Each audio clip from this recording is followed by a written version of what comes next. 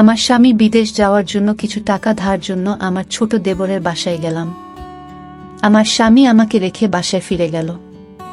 রাতে খাওয়া দাওয়া সেরে আমার দেবরকে টাকার কথা বললাম। আমার দেবর বলল, টাকা দিতে পারি, তবে একটা শর্ত আছে। বন্ধুরা, আমার স্বামী বিদেশ যাবার চেষ্টা করছে। ইদানিং মিস্ত্রি কাজ করে সংসারের ভরণ পোষণ চলে না। প্রতি মাসে কিছু পরিমাণ টাকা খরচ হয়ে যায়। বিগত 3 বছরে প্রায় 40,000 টাকা খরচ হয়ে গেছে। দিন দিন টাকার পরিমাণ বেড়েই চলেছে। চোখে মুখে সর্ষে ফুল দেখতে পেলাম। গ্রামের একজন প্রবাসী ভিসা দেওয়ার অফার দেয়। আমার স্বামী বিদেশ যাওয়ার ইচ্ছে জাগল। ভিসা বাবদ 3,20,000 টাকা মতো লাগবে, কিন্তু হাতে টাকাগুলি বলতে মোটেও নেই। উপায়ন্ত না দেখে আমার ভাসুর অমিতের মাধ্যমে ব্যাংক হতে বিভিন্ন মানুষের নামে 50,000 টাকা ম্যানেজ করা হলো। বাকি টাকার কোনো ব্যবস্থা কিভাবে করি, পথ পাচ্ছিলাম না। একদিন আমরা বসে আলোচনা করলাম যে শহরে আমার স্বামীর 2 জন মামাত ভাই থাকে, তাদের বাসায় গেলে কোনো সাহায্য পাওয়া যায় কিনা দেখা যেতে পারে। যেই ভাবা সেই কাজ। আমরা দিনক্ষণ ঠিক করে প্রথমে আমার দেবরের বাসায় গিয়ে উঠলাম। দেবর অবিবাহিত, সরকারি ভালো চাকরি করে ভালো মাইনে পায়। তাছাড়া ভালো আউট ইনকাম তার, সেজন্য কোনো অভাব নেই বললে চলে। সামনে বিয়ে করার প্ল্যান আছে বিধায় বিরাট আকারের একটি বাসা নিয়ে থাকে। আমরা বিকেলে দেবের বাসায় গিয়ে পৌঁছালাম। আমাদেরকে দেখে সে আশ্চর্য হয়ে গেল। সে বলল, আপনারা কোথায় হতে এলেন, কিভাবে এলেন, কি উদ্দেশ্যে এলেন? একসাথে অনেক প্রশ্ন করে আমাদেরকে বাসায় অভ্যর্থনা জানান। আমরা বাসায় ঢুকলাম, হাত মুখ ধুয়ে ফ্রেশ হলাম। দেবর বাড়ির সবার কথা জানতে চাইল, তাদের ও আমাদের বাড়ির সবার কথা তাকে জানালাম। আমরা যাওয়ার কিছুক্ষণের মধ্যে কাজের বুয়ার সাথে আমাদের সকলের জন্য রাতের খাবার তৈরির তাকে আদেশ দিয়ে দিল। আমাদের উদ্দেশ্যের কথা এখনই বললাম না, রাতে খাওয়া দাওয়া সেরে বলবো, প্ল্যান আছে। সন্ধ্যের সামান্য পরে আমার স্বামী বলল, আমি একটু আমার আরেক ভাইয়ের বাসা থেকে ঘুরে আসি, তারপর রাতে একসাথে খাওয়া দাওয়া করে কথা বলবো। দেবর বলল, রাতে ঠিক চলে আসবেন তো ভাইয়া? আমার স্বামী বলল, হ্যাঁ। তাহলে জানা শোনেন, যদি রাতে আপনি না আসেন আমি কিন্তু ভাবিকে আস্ত রাখবো না বলে দিলাম। এই বলাতে আমরা 3 জনেই অট্টহাসিতে ভেঙে পড়লাম। আমার স্বামী চলে গেল। আমি আমার শিশু বাচ্চাকে খাওয়ালাম এবং তাকে ঘুম পাড়িয়ে দিলাম। আমরা দেবর ভাবি সোফায় বসে টিভি দেখছিলাম আর রাজ্যের নানা কথাতেই মশগুল হয়ে গেলাম। কথার ফাঁকে আমাদের উদ্দেশ্যের কথা বললাম।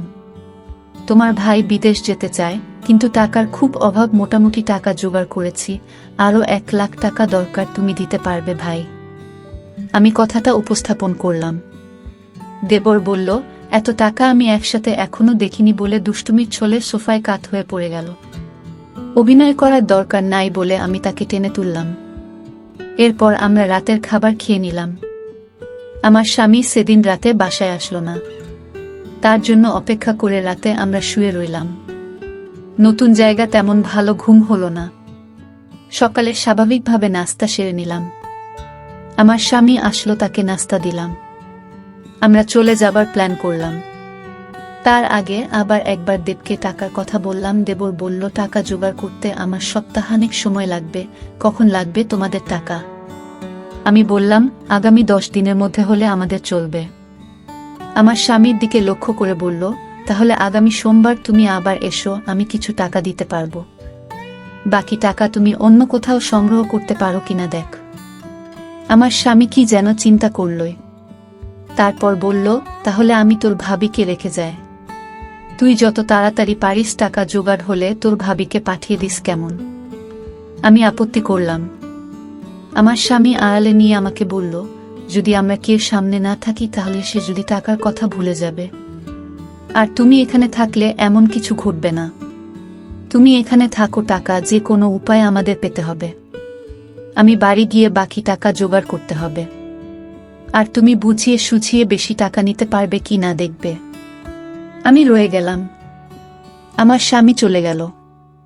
আমার স্বামীকে গাড়িতে তুলে দিয়ে 1 ঘন্টার মধ্যে দেবর ফিরে আসলেও দিনে কোনো প্রকার দুষ্টুমি করেনি। রাত হলো, সে রাতের কথা। কিছুক্ষণ পর বলছি, রাত প্রায় 9টা বাজলো। আমরা রাতের খাওয়া দাওয়া সেরে নিলাম। এবার ঘুমানোর পালা। আমি আমার শিশু সন্তানকে পাত্রে দুধ খাওয়ায় ঘুম পাড়িয়ে নিলাম। আমি বিছানায় গিয়ে শুনলাম দেবর টিভি অন করে সোফায় আরাম করে বসল। বসে আমায় ডাকল, ভাবি সোফায় আসো। আমি কোনো জবাব না দিয়ে বিছানায় শুয়ে রইলাম। একবার আমাকে ডেকে সাড়া না পাওয়ায় সোফা হতে উঠে আসলো এবং আমাকে ভাবি বলে ডাকতে লাগলো। আমি সাড়া না দিয়ে পারলাম না। বললাম, অনেক রাত হয়েছে, ঘুমিয়ে পড়ো। এরপর সে বিছানায় গিয়ে শুয়ে পড়ল। কতক্ষণ ঘুমালাম জানি না, আমার ঘুম ভেঙে গেল। আমার ঘুম ভাঙলে আমি তাকে বুঝতে দিলাম না। বুঝতে পারলাম ঘুমের মধ্যে কি ঘটনা ঘটে গেছে। ভাবলাম আর থাকবো না, চলে যাব। তাই সকালে নাস্তা খেয়ে রেডি হলাম। তখনই মনে হলো এভাবে চলে গেলে স্বামীর টাকা জোগাড় হবে কিভাবে। নানান কথা ভাবতে ভাবতে সকাল 9টায় আমাকে একটা মোবাইল ফোন দিয়ে দেবর বলল অফিস হতে আমি যোগাযোগ করতে পারি, তাই এটা দিলাম। এই বলে সে অফিসে চলে গেল। আমি একা তার পথ চেয়ে বসে রইলাম। অফিসে চলে যাওয়ার পর আমি সম্পূর্ণ একা বসে বসে টিভি দেখছিলাম। দরজায় কড়া নাড়ল। দরজার পাশে গিয়ে জিজ্ঞেস করলাম কে। বাহির হতে জবাব এলো, আমি কাজের বুয়া খুলে দিলাম। ভুয়া পাক শাক সব শেষ করে আমার কাজ হয়ে গেছে বিদায় নিয়ে চলে গেল। আমি আবার টিভি দেখায় মগ্ন হলাম। বেলা প্রায় 1টা বাজল।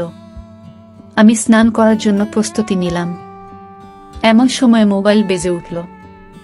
দৌড়ে গিয়ে রিসিভ করলাম। ওপার হতে আমার দেবর বলতে লাগলো, ভাবি আমি একজন লোকের হাতে 10,000 টাকা পাঠাচ্ছি।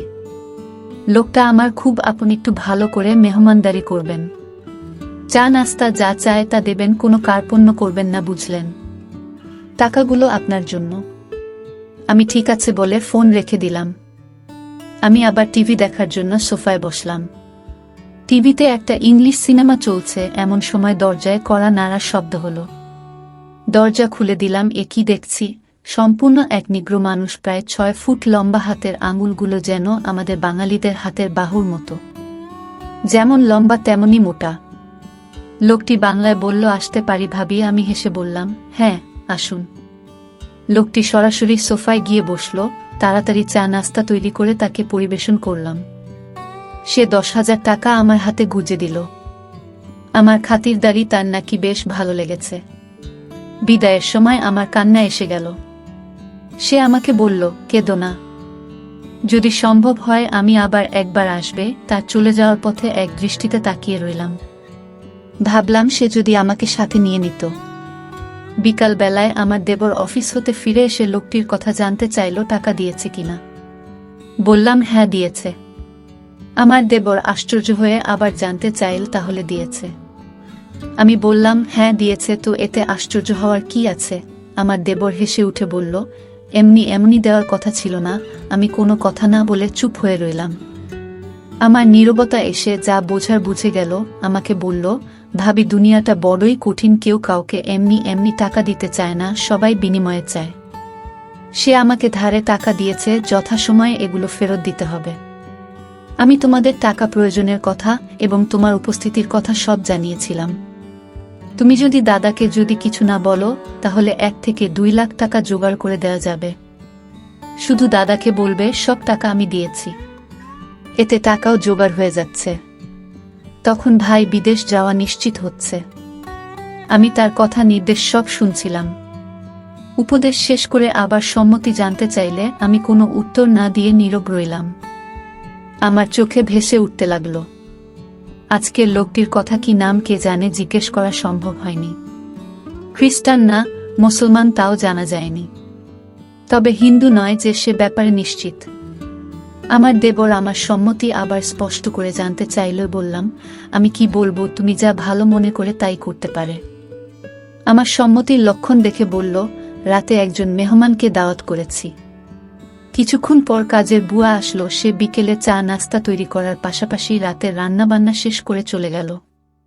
কে আসছে, কেমন হবে, লোকটি মনের ভেতর একটা চঞ্চলতা কাজ করতে লাগলো। রাত 9টা বাজলেই আমি দেবরকে বললাম, খেয়ে নেবে না, মেহমানের জন্য অপেক্ষা করবে? বলল, না, মেহমান কে আসবে, চলো আমরা খেয়ে নিই। আমরা খেয়ে নিলাম। আমরা বসে বসে টিভি দেখছি। প্রায় রাত 10টা। দরজায় খটখট আওয়াজ শুনলাম, বুঝলাম মেহমান এসে গেছে। আমার দেবর দরজা খুলে দিল। মেহমান ঘরে ঢুকে জানতে চাইল তোমার ভাবি কই। দেবর বলল ভিতরে আছে। দুজনে একসাথে আমি যে ঘরে আছি সে ঘরে চলে গেল। দেবর তার সাথে আমাকে পরিচয় করিয়ে দিল। লোকটি দেবকে উদ্দেশ্য করে বলল, তোমার ভাবিকে তো দেখতে দারুণ লাগছে। আমি 1 মিনিট টিভির দিকে তাকিয়ে আছি। সকালে ঘুম হতে উঠে ফ্রেশ হলাম। তারপর দুজনে চা নাস্তা খেলাম। আমার দেবর সকাল 9টায় অফিসে রওনা হয়ে গেল। আজ কোনো মেহমান আসবে কিনা বলে গেল না। আমার কাছে গতকালের রেখে যাও তার মোবাইলটা কিন্তু আছে, হয়তো যোগাযোগ করবে, না করলে আরো ভালো। আজ বিশ্রাম নেওয়া দরকার। দেবর চলে যাওয়ার পর আমি বিছানায় শুলাম, কেমন জানি একা একা লাগছে। ভুয়া আসলো দরজায়, নক করার সাথে সাথে আমি গিয়ে খুলে দিলাম। ভুয়া তার কাজ ঘন্টা 1.5-এর মধ্যে শেষ করে চলে গেল। আমি আবার একা হয়ে গেলাম। ঘরের দরজার খিল মেরে দিয়ে বিছানায় শুয়ে পড়লাম। আজকের দিনের সব ঘটনা ভাবতে ভাবতে হঠাৎ মনে হলো দরজা খুলে কেউ যেন প্রবেশ করছে। ভাবলাম আমার দেবর হয়তো আজ তাড়াতাড়ি ফিরে এসেছে। বিছানা থেকে উঠলাম না, দেবের সাথে দুষ্টুমি করার জন্য ঘুমের ভান ধরে শুয়ে রইলাম। দেবর ঘরে ঢুকে দরজা বন্ধ করে দিল। আস্তে 1 পা 2 পা করে আমার ঘরে প্রবেশ করল। আমি আজ প্রতিজ্ঞা করলাম, আমি চোখ খুলব না। দেবরটা আমার ঘরে ঢুকে কোনো কথা বলল না। অনেকক্ষণ দাঁড়িয়ে থেকে যাতে করে আমি জেগে না উঠি। আমার কাছাকাছি বসো। চোখ খুলে আমি হতভম্ব হয়ে গেলাম। এ সম্পূর্ণ এক অপরিচিত এক লোক, আগে কখনো তাকে দেখিনি। আমি জিজ্ঞেস করলাম, আপনি কে? বলল, আমাকে কেউ পাঠায় নাই, আমি পাশের বাসায় থাকি এবং এই ঘরগুলোর মালিক। বাসা হতে বের হওয়ার সময় দেখলাম তোমার দরজাটা লাগাওনি। আমি ঢুকলাম, ভাবলাম একটু গল্প করে যাই। সে বলল, আমি তোমাদের সমস্যার কথা শুনেছিলাম। কি সমস্যা বলো তো? জবাবে বললাম, আমার স্বামী বিদেশ যাওয়ার জন্য টাকা ধার চাইতে এসেছিলাম। টাকা জোগাড় হয়েছে। তোমার কি সে আপন দেবর? না, আমার স্বামীর গ্রাম্য বাল্যবন্ধু এবং দূর সম্পর্কের চাচাতো ভাই। লোকটি হেসে উঠল, তাই? চিন্তা করো না, আমি তোমাকে সাহায্য করব। আমি এখানে একা থাকি, কেউ নেই। যতদিন থাকো আমি তোমাকে সেলফ করব। আমি এখনই টাকা দিচ্ছি। এই বলে বাসায় গিয়ে টাকা নিয়ে ফিরে আসলো। টাকা দিয়ে বলল, কাউকে বলবে না। মেঘ না চাইতে জল পেলাম। লোকটা বলল, দুপুর বেলায় আমাদের বাসায় এসো, তোমার সাথে গুরুত্বপূর্ণ কথা আছে। দুপুর হতে আরো 3 ঘন্টা বাকি আছে। অপেক্ষা করতে করতে যখন 2টা বাজলো, আমি আস্তে আস্তে 1 পা 2 পা করে বাড়ির মালিকের ঘরের দরজায় গেলাম। দরজায় চোখ রাখলাম, কিছু দেখলাম না। দরজায় আস্তে করে টোকা দিলাম, কারো জবাব পেলাম না। দরজায় হাত দিতেই দরজা খুলে গেল। ভিতরে ঢুকে দেখলাম সে তার রুমে শুয়ে আছে। আমি তার পাশে গিয়ে দাঁড়ালাম। আমায় দেখে খুশিতে হেসে বলল, তুমি এসেছ। লোকটা বলল, তুমি দেখতে আমার বড় মেয়ের মতো। সে দেশের বাইরে থাকে। কয়েক বছর হলো সে বাসায় আসে না। নিজেকে একা একা লাগে। লোকটা বলল, তোমার এখানে আর থাকার দরকার নাই। তোমার যত টাকা লাগে সব আমি দিচ্ছি। দুনিয়াতে এখনো অনেক ভালো মানুষ আছে যারা কোনো বিনিময় চায় না। অনেক দিনের জমানো কথাগুলো তার সাথে শেয়ার করে প্রায় ঘন্টা 2 পর আমি আমার দেবর ঘরে ফিরে এলাম। এভাবে আমার টাকা জোগাড় হয়ে গেলে দেবরকে বললাম, আমি চলে যেতে চাই। দেবর না বলল না।